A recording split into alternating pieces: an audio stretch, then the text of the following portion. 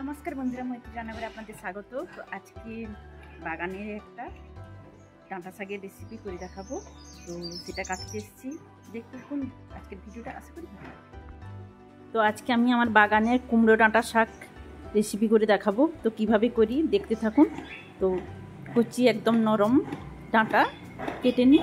তো চলুন কেটে নিয়ে বাড়িতে গিয়ে কাটাকুটি করব, তারপর রান্না করে দেখাবো।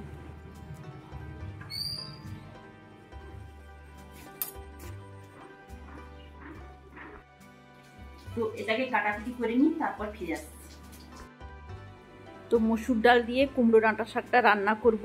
এই যে মসুর ডাল নিয়ে নিয়েছি আমি পরিমাণ মতো, আর আলু কেটে নিয়েছি, তারপর কুমড়ো ডাঁটা শাকটাও কেটে নিয়েছি, আর মশলা নিয়ে নিয়েছি। সেরকম বিশেষ কিছু মশলা লাগছে না। একটা বড় সাইজের পেঁয়াজ কুচি করে নিয়েছি, কাঁচা লঙ্কা চেড়ে নিয়েছি, একটা মিডিয়াম সাইজের টমেটো কুচি করে নিয়েছি, লবণ হলুদ এই লাগবে উপকরণ।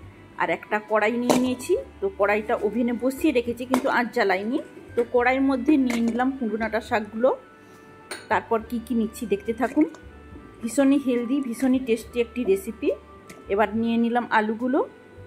তো পরপর সমস্ত কিছু এইভাবে আমি কড়াইয়ের মধ্যে নিয়ে নেব।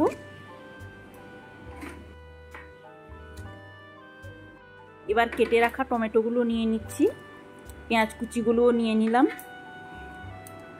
পেঁয়াজ কুচিগুলো সমস্ত নিয়ে নিচ্ছি। এবার দিয়ে দেব চেরা কাঁচা লঙ্কা, 4টা কাঁচা পাকা লঙ্কা, এই যে দেখুন।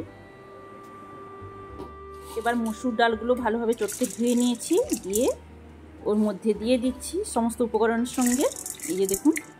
তারপর দিয়ে দেব পরিমাণ মতো হলুদ, হলুদটা দিয়ে দিচ্ছি পরিমাণ মতো। এবার দিয়ে দেব পরিমাণ মতো লবণ, লবণটা দেওয়া হয়ে গেছে। এবার দিয়ে দিচ্ছি 1 টেবিল চামচ সরষের তেল।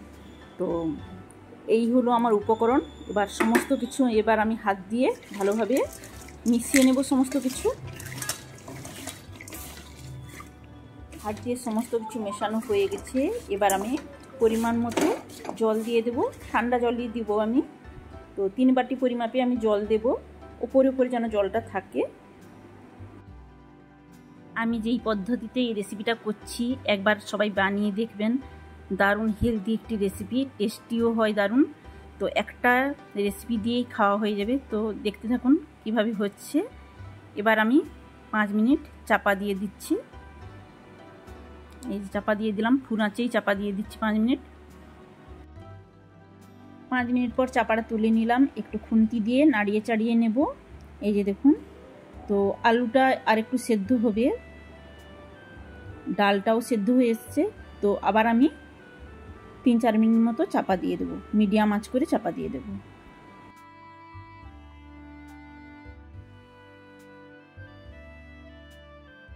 তিন মিনিট পর চাপাটা তুলে নিচ্ছি, খুন্তি দিয়ে একটু নাড়িয়ে চাড়িয়ে নেব সমস্ত কিছু। তো রান্নাটা আমার হয়ে গেছে। এবার আঁচ বন্ধ করে দেবো। দারুণ একটি হেলদি রেসিপি, এইভাবে যারা কোনোদিন বানাননি বানিয়ে দেখবেন। এবার আমি সার্ভ করে নিচ্ছি।